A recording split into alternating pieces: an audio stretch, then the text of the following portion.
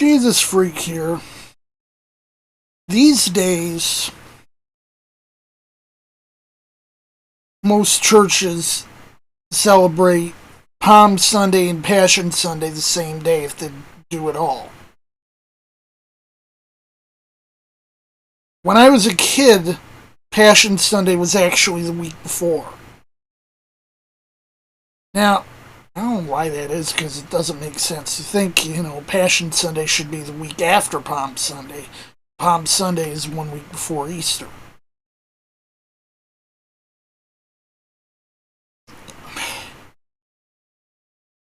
Then again, traditions don't always make sense, and some of them are meaningless and worse sometimes.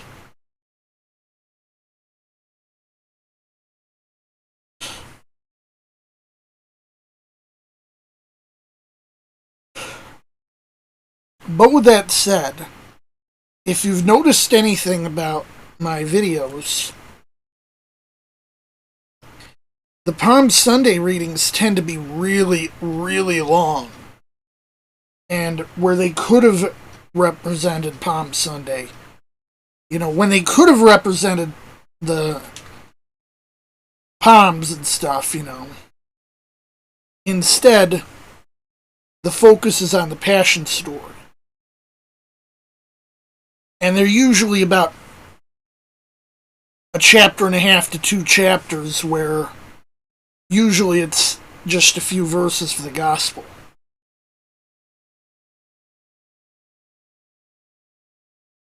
Which, it's gotta be a long reading.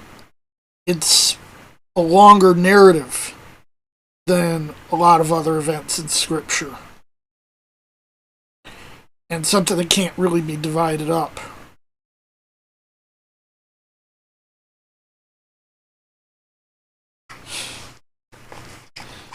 Now,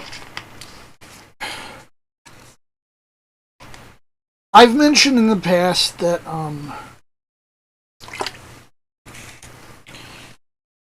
I base my readings on the Revised Common Lectionary. Of course, this is only partially true because, as you've probably noticed if you compare my readings with the RCL, my readings are very often slightly longer than the RCL. There's a few times I've switched things around.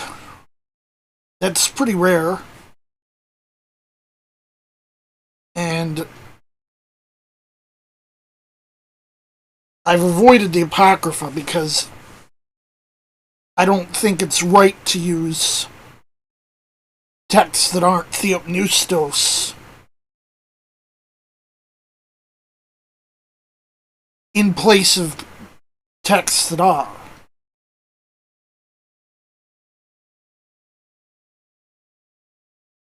Now, what would be nice is sometime to actually be able to do the recording and have palms and stuff in the video. Maybe in the future I will, but I have no source for them.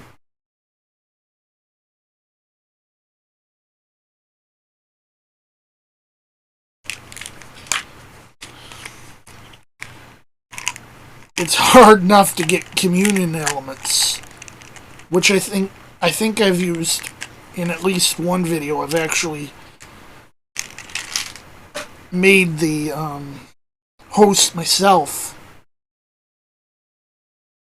and just bought Welch's, which, if you know anything about the history of Welch's grape juice and its ties to the Methodist Church,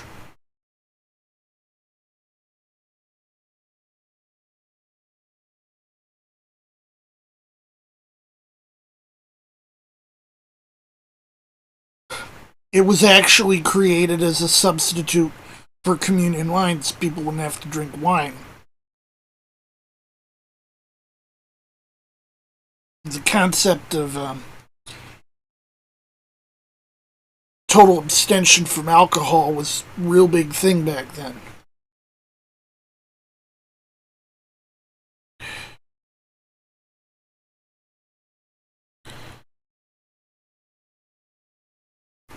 And a lot of Methodists were pushing this. That's why the Salvation Army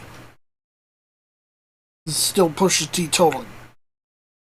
Because the Salvation Army is actually a splinter group of the Methodists.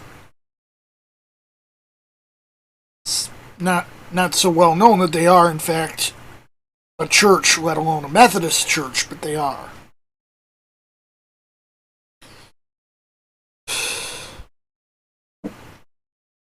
Anyway, if I were devising things myself, I probably would have put Palm Sunday a week earlier so I could have Palm Sunday and then Passion Sunday. And then Easter. That way I'd say, on that day, do the Palm things. We'd read from either Matthew, Mark, or Luke, since it's a 3-year cycle, not a 4-year cycle, so John's kind of chopped liver.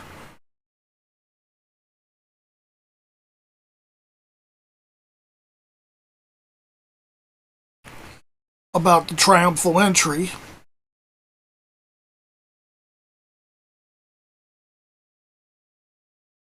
And go hand in hand.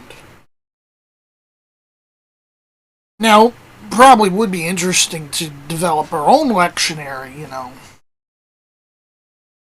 And I'd have certain pairings between the Old Testament readings and New. The system I use is specifically the one that's designed to pair the readings together.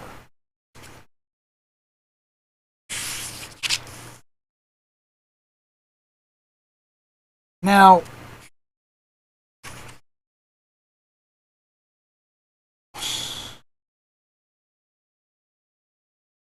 the obvious readings, the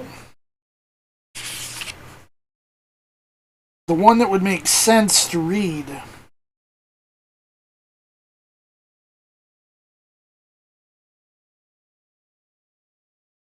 for both the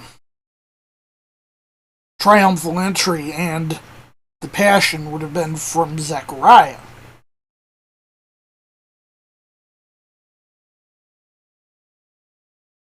In particular, the triumphal entry references Zechariah 9:9. And in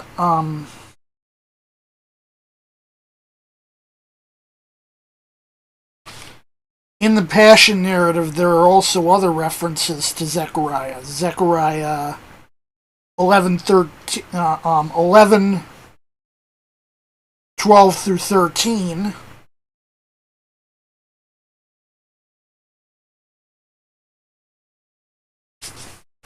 Which is used in reference to Judas Iscariot. Or Zechariah 12:10. The important phrase here being, they shall look upon me whom they have pierced, and they shall mourn for him as one mourneth for his only son.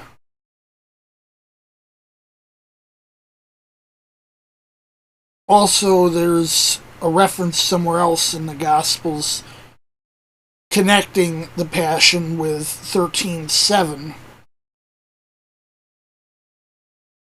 which is, awake, O sword, against my shepherd, and against the man that is my fellow, saith the Lord of hosts. Smite the shepherd, and the sheep shall be scattered, and I will turn mine hand upon the little ones.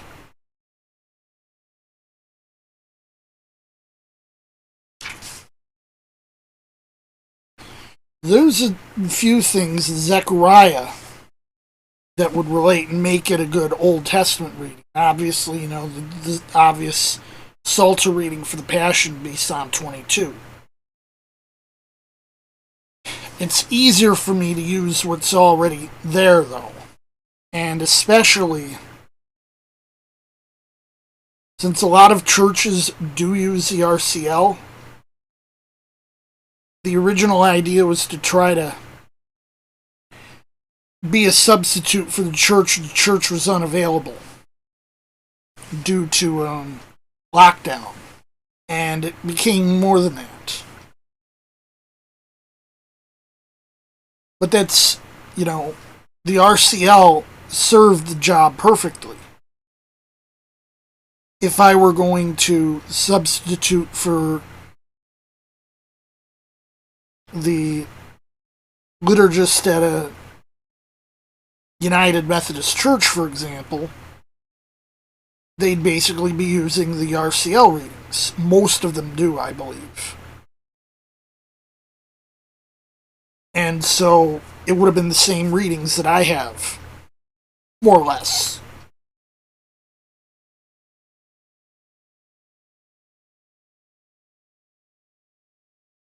And it was intentional.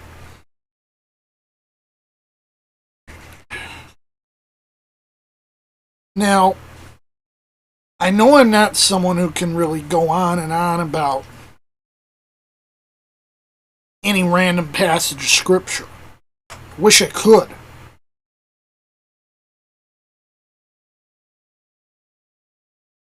But that's really for an actual preacher to do.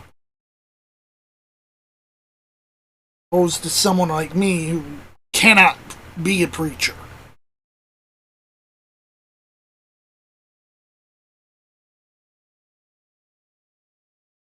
God doesn't allow me that, and I've learned to accept that.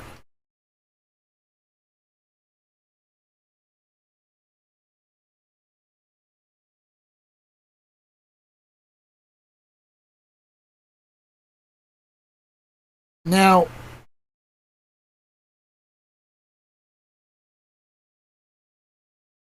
I have my objectives. Hopefully, in the future, be able to do some more of them. We'll just have to see how these things go.